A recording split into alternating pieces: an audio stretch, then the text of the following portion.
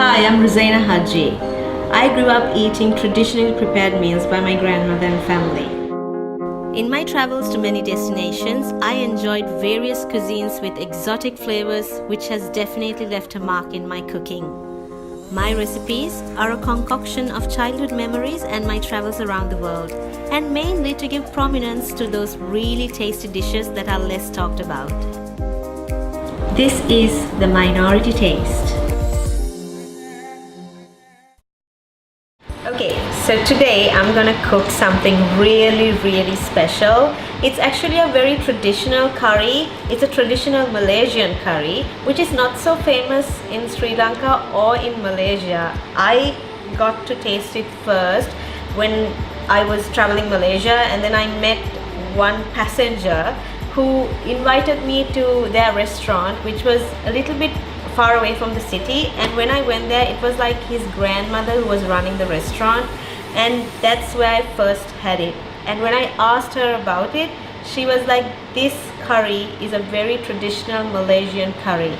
It's with pineapples, but it's a chicken and pineapple curry. So today I'm going to do that. And the thing is, this is a Sri Lankan pineapple. As you can see, it's more rough on the exterior and it's more taller and leaner, but it's really sweet. As opposed to the Indonesian or the Malaysian pineapple, it's more softer in exterior, it's more short and stumpy, but it's leaning more towards to the sour side, which is perfect for cooking, because when it cooks, the sugar contents comes out and it becomes slightly sweet and really yummy to the palate, especially when you mix it with something spicy. So let's do the Malaysian chicken curry. So I'm gonna cut the pineapple for my chicken and pineapple curry. What you're looking for is the stars, because I don't like adding all these eyes into the curry. So yeah, just clean it up and cut it into big chunks. Now the traditional way is to put really big chunks, but you can add small pieces if you like. But Malaysians and the Sri Lankan Muslim community in general, we like our chunks and meat really big. So yeah, that's how we like it. So that's how we cook it as well.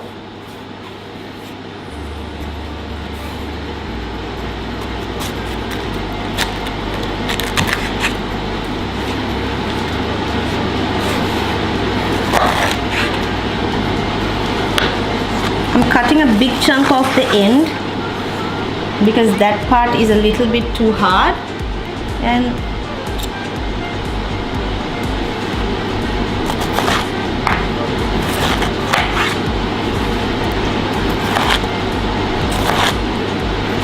now you can cut smaller chunks like I said before.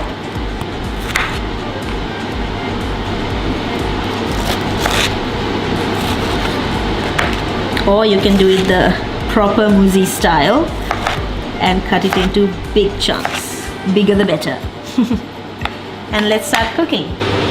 So you add 2 tablespoons of coconut oil into a heated, I use woks. Like, I love cooking everything in one pot, so it's a one pot wonder for me. Once you can see that the oil is melted, you put about 3 tablespoons of chopped up onions,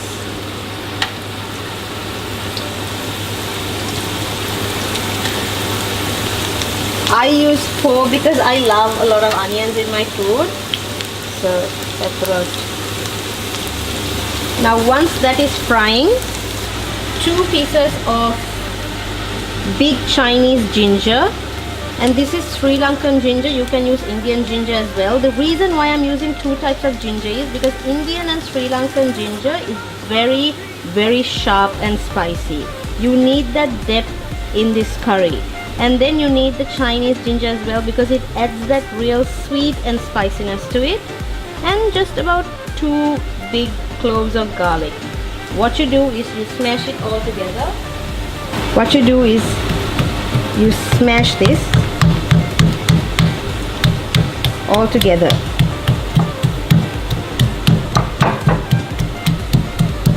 I love using my mortar and pestle because this is how you cook, like the traditional way. I know you can use a processor, but trust me, the taste is completely different. Like, those who knows. That's all I could say. So you smash it all together into a paste. So when the onions are getting a little pink and translucent, you put 1 stick of Ceylon cinnamon, okay? And a few pods of smashed up cardamom.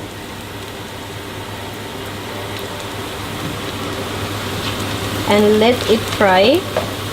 Now at this point you will start getting a different beautiful aroma. That's where you put the pandan leaves.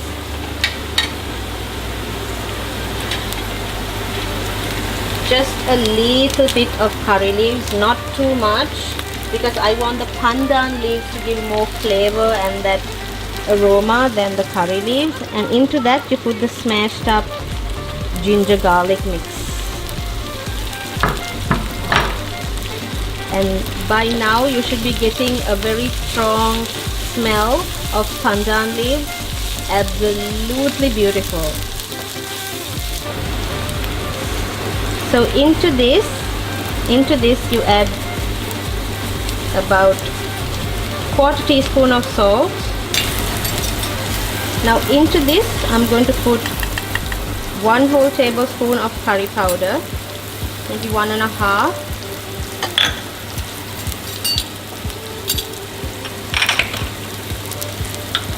Half a teaspoon of coriander powder.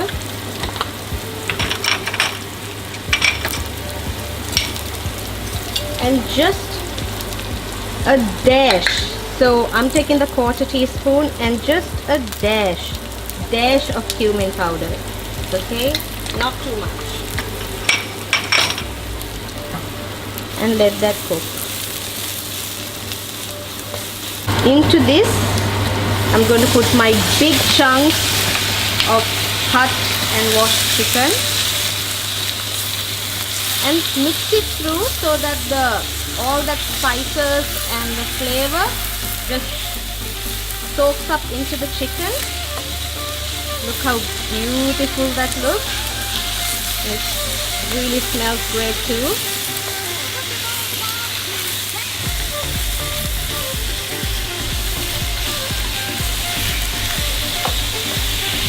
And then what I'm going to do is I'm going to allow the chicken to sweat off all that excess water, and you cover this with a lid. Now once that is sweating just a little bit, I'm adding 1 inch of fresh turmeric. Now you can use turmeric powder, but I just love using fresh turmeric because it gives that different flavor. And smashed up lemongrass.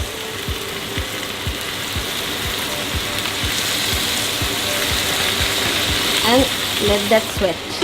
So once the chicken is a little bit fried, you add thick. This is the first extract of coconut milk. Oh my god, look at that. It soaks up all the beautiful luscious flavor, and oh my god, it's just beautiful. Now here I'm gonna add a little bit more curry powder just to give it more color.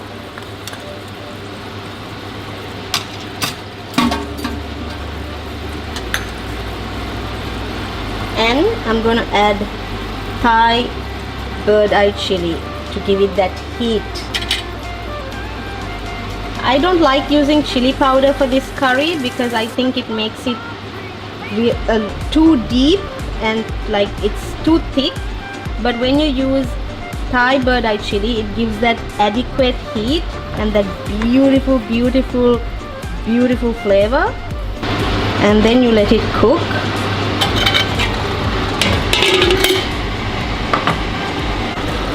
Now when the curry is boiling, I'm going to add just 1 tablespoon of palm sugar. Now if you're using Sri Lankan palm sugar, that is called jaggery, a brown version, you have to put this before you add in the milk and let it melt a little bit. But for the white palm sugar, you just have to add it just before you add the pineapple. Don't add too much, because like I said before, the pineapple starts being sweet when it starts getting cooked. So just add a little bit to balance it out. Remember that Malaysian curries and Thai curries are pretty similar. It's all about balance. And now we add the chunks of pineapple. We like it chunky. You can make it small as you like, but I like it a little bit big, because once it's cooked it becomes soft, and if it's big it stays crunchy, so it adds texture. Now after you add the pineapple, all you have to do is close the lid and let it cook for about 2 or 3 minutes, and that's it, you're done.